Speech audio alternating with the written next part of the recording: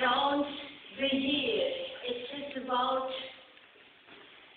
9, it's a little more than 9 euro. Yes. What we see in the film, Chris and Jane, is the hard struggle for getting the good results of the test. I mean, it's so, it makes you feel so sad that you see the boys and girls not get the scholarship.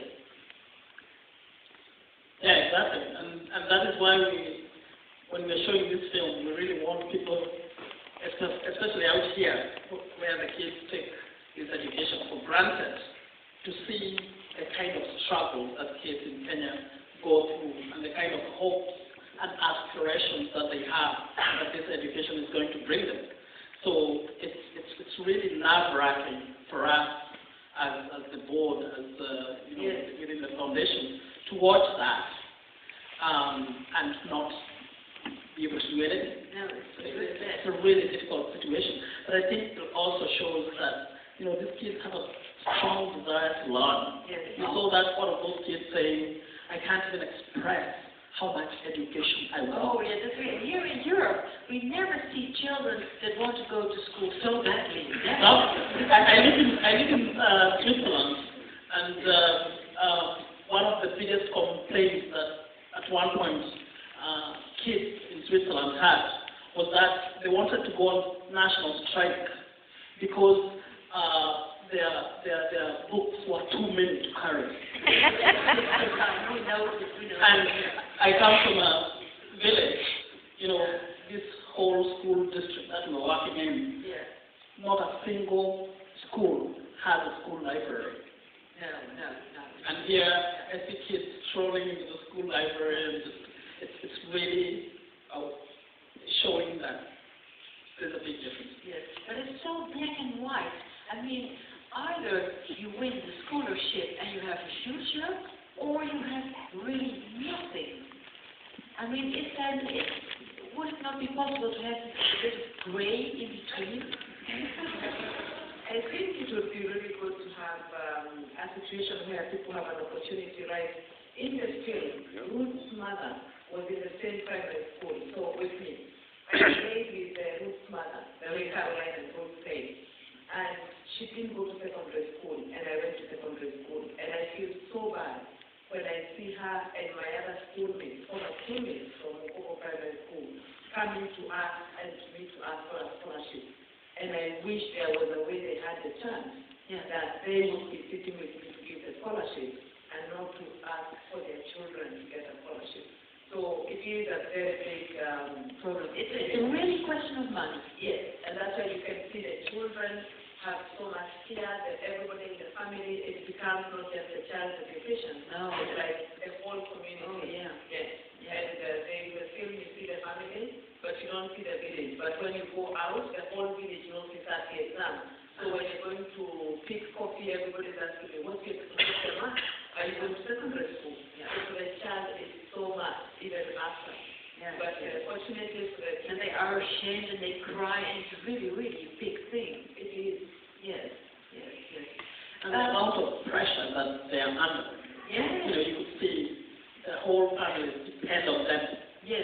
I mean, that's really a huge burden for a 16-year-old. Yeah. I did not know that. That's what I learned from the film. Yeah, actually, at the time they're doing that, it's like at 13 years before they go to the secondary school. It's really too much pressure. But you do this in a certain area, the foundation. It's only in your area. In one district, okay. So, but How we expanded from last year with the film, we were able to get many more sponsors, so we've expanded to 4 districts in Kenya. Instead of 10 scholarships, this year we gave 100 scholarships. 100?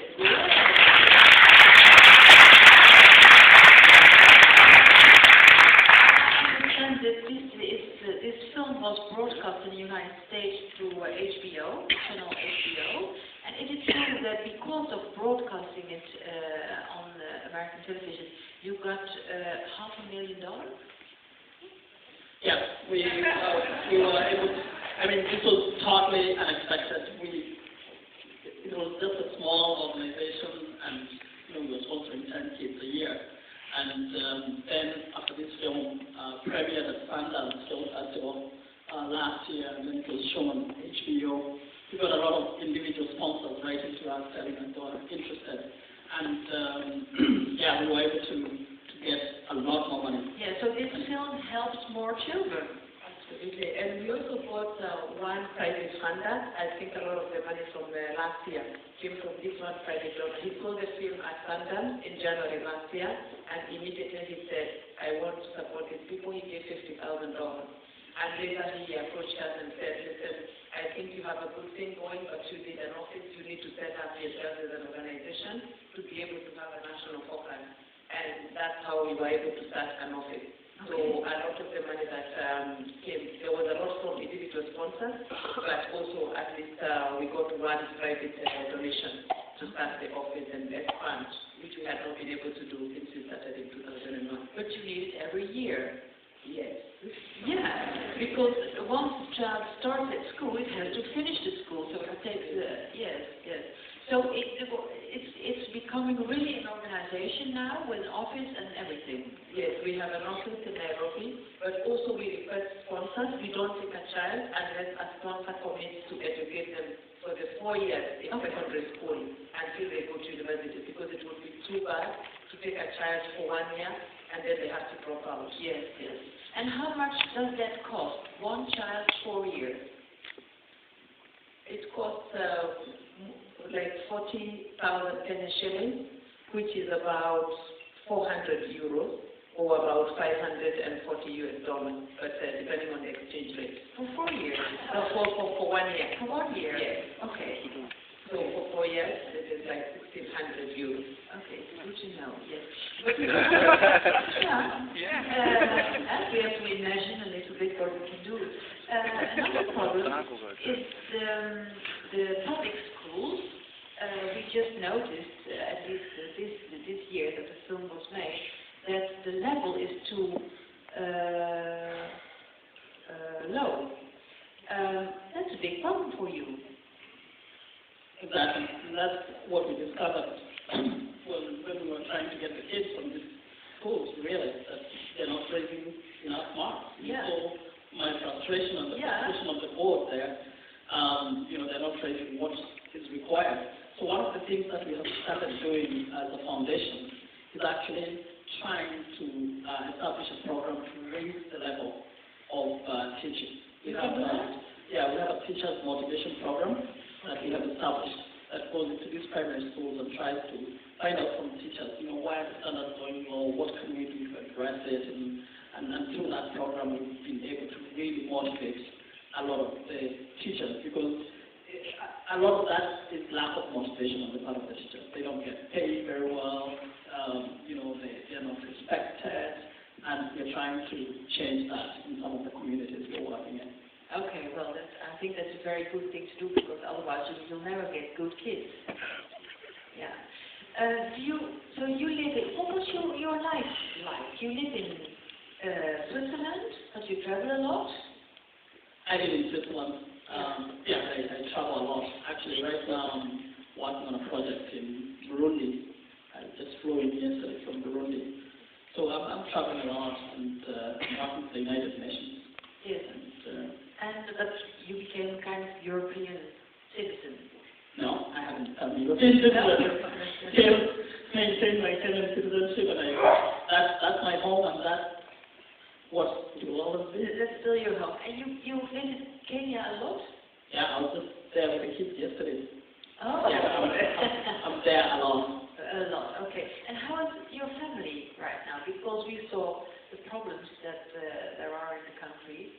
And we saw you visiting the family and worrying about them. How are they now? Well, the violence subsided, and they really, now things are stable, so they're able to go back to their normal lives. Yeah. We're still worried about this cycle of violence, and that's why we are really committed about getting these kids educated, so that we can pull them out from that ignorance in which they can be easily exploited to cause the kind of mayhem we saw there. Yeah. And you go to Sweden a lot? I have been to Sweden 3 times. No, 3 times. 3 times. 3 or 4, 3 times. 3 times. Okay. And you have, how many times have you been in Kenya? I have been once in Kenya. The time you saw? Yes. Yes. Okay. But you see each other? And I have been in Switzerland to see the family. Oh, okay. So there you meet. Okay. And we have been meeting at film festivals. Very clever way. Yeah. And how's your life, Jen? My life continues to be working with refugees. I'm still working with the U.S. Refugee Agency. Currently, I'm a legal advisor on Southern Africa. So, like next week, I'm going to Zimbabwe for 2 weeks. And basically, my life continues to be very much as it is. I'm still working in a conflict situation. But I'm based in Geneva, Switzerland. In UNHCR, the UN Refugee Agency, every few years we have to move.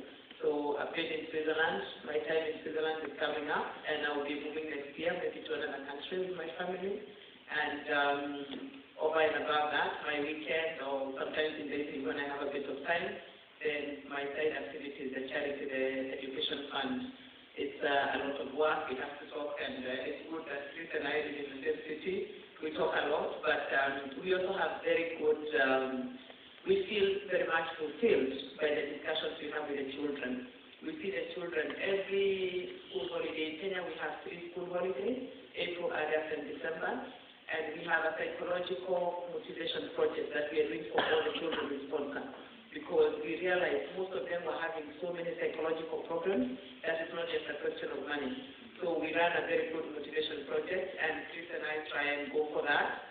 And it's really wonderful because we also work with psychologists, so we have some amount of fun activities with the kids, and they write us a lot of letters after that. So it's sort of the same things we did when we were sponsored by Swedish people, but I think this is better because we have contact with these kids, we come from the same village, and I think it's very exciting for them to see that we have succeeded and they will succeed too. Yes, yes.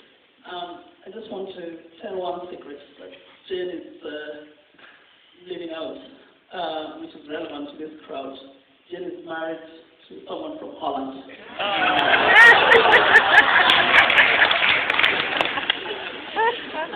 Why did you leave that out? I met a handsome man from Oldenburg in Sudan.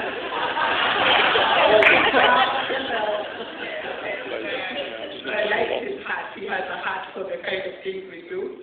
So I looked at him with working with the refugees, helping the refugee women, and I said, I don't have a lot of male colleagues who do it this way, I'm just sure. We do the same kind of work. So you live in Switzerland together? Yes. And his name is? His name is Daniel Campbell. Daniel. Yes. Okay.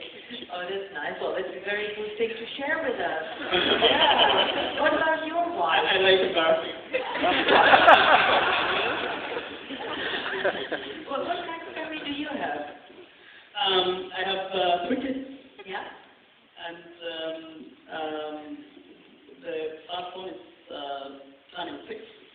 The second one is 2.5. And the third one is just 3 months old. Okay. What's the nationality of your partner? Canadian.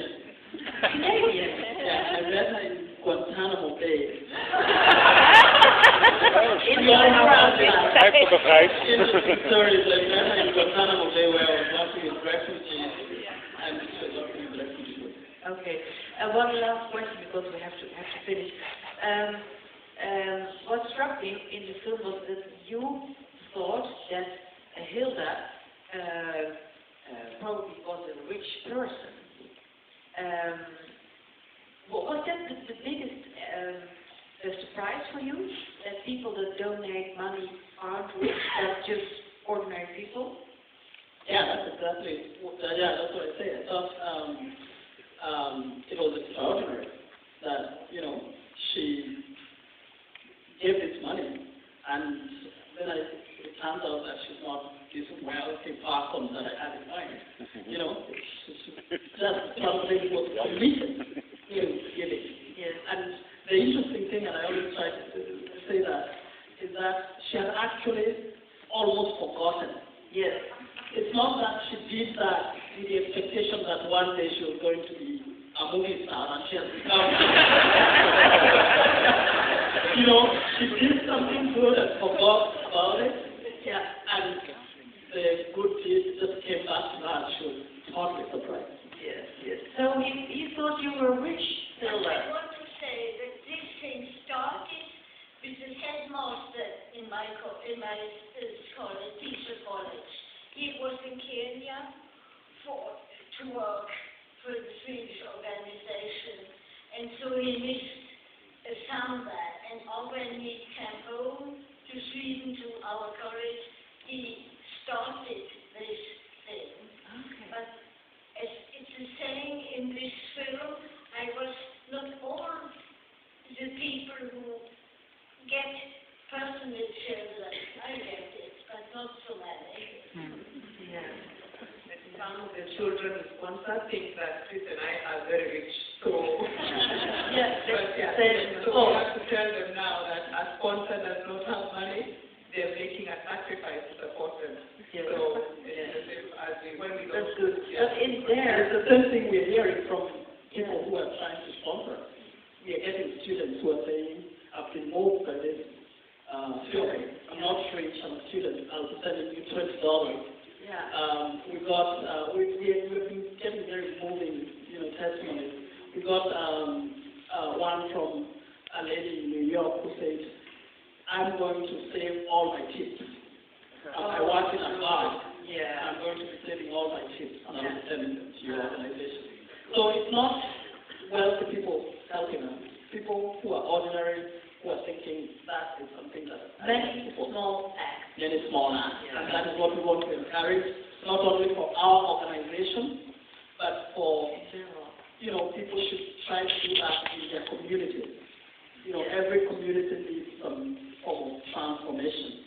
Or wherever you visit in different countries, just try to do one small act and just let it grow. And see what happens. Okay. Thank you very much. Very nice to meet you, to see you here on stage. We'll round up here. Flowers for you. We have a little gift from the party.